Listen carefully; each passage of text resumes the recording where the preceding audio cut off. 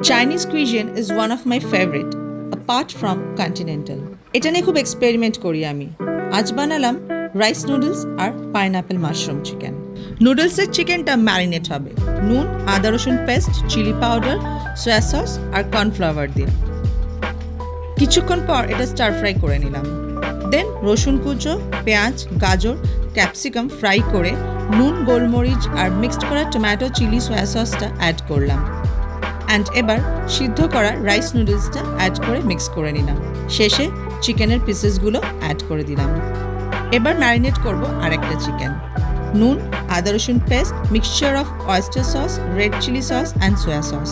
এবার সসপ্যানে chicken, blanched mushroom আর কিছুক্ষণ পর পাইনাপেল পিসেসগুলো দিয়ে দিলাম। কমপ্লিট করলাম উইথ স্লাইসড লঙ্কা।